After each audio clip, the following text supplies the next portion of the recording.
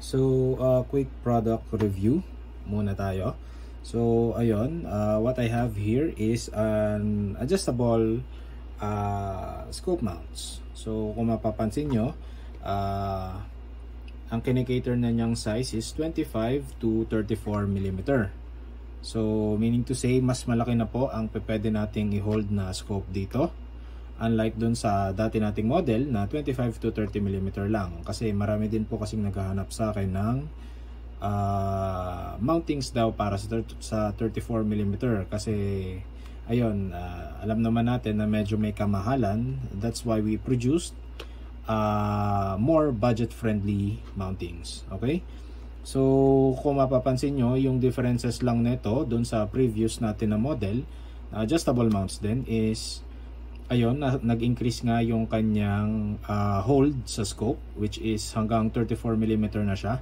And kung mapapansin nyo, meron na siyang built-in na bubble level. So ayun, currently ang dovetail natin is in production pa, pero hopefully this year lalabas na din yung dovetail mounts. Kaya mapapansin nyo, puro Picatinny, pati yung one piece natin Picatinny din. So yun, these are the available colors. We have the brown, we have the black, we have the silver, gold, and blue. So pakita ko lang din isa-isa kung anong itsura nila. So ito yung silver. Okay, kung makikita nyo yung build quality, ito po ay gawa sa T6 aluminum. Ito po ay anodized, and kung makikita nyo, siya po ay CNC made. Okay, pakita natin yung gold. Okay, we have the gold.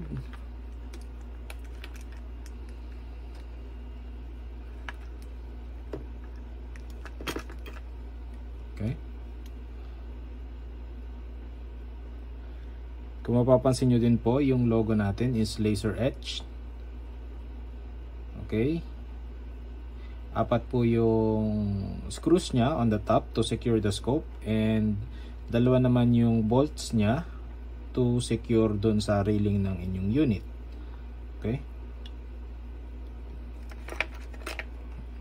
muna natin to, and then we have the blue. Okay, ito yung blue.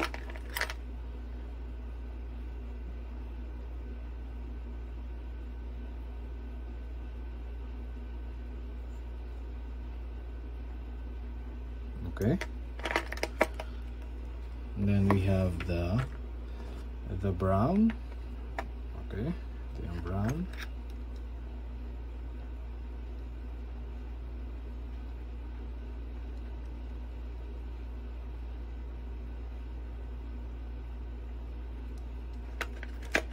And lastly natin is yung black. Okay,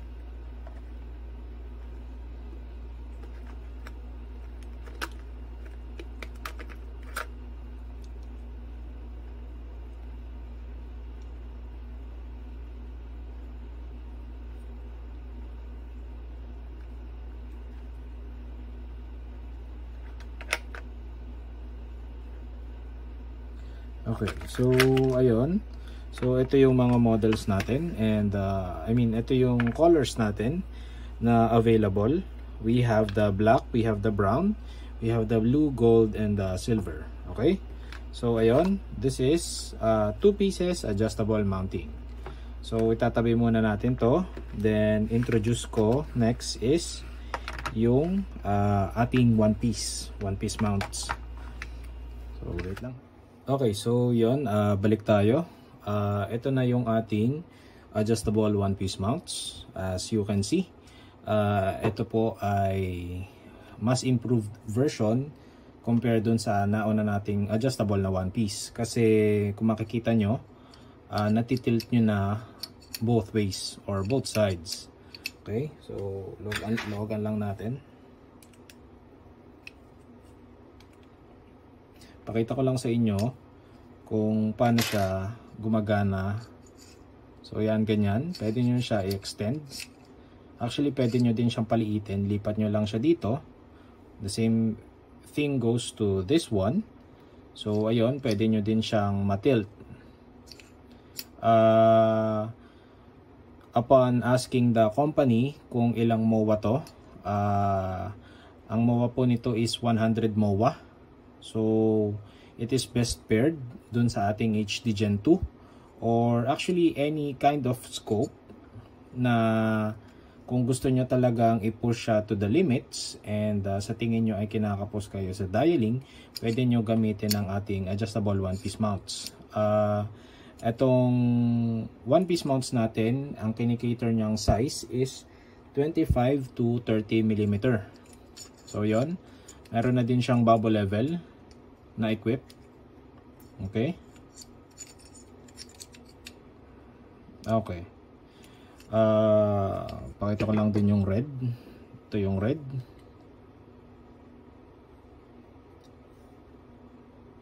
Okay.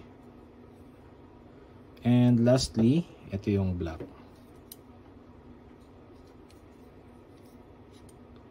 Okay. Ulitin ko po ulit. This is a Picatinny mounts. 4 Picatinny mounts lang po muna ang na-release namin na one piece. And sa mga clients ko po na nagtatanong ng kung meron na daw po ba kaming na-release na adjustable na 34mm, currently wala pa po. Pero in production, will be in production po siya sa 2024. So ayun, for now po, ang meron po naming sizing is, ayun po, yung 2 pieces mounts, which is 25 to 34mm. Okay, ito po ay 25 to 30mm lang muna sa ngayon. Okay, okay, yun lang po. Salamat.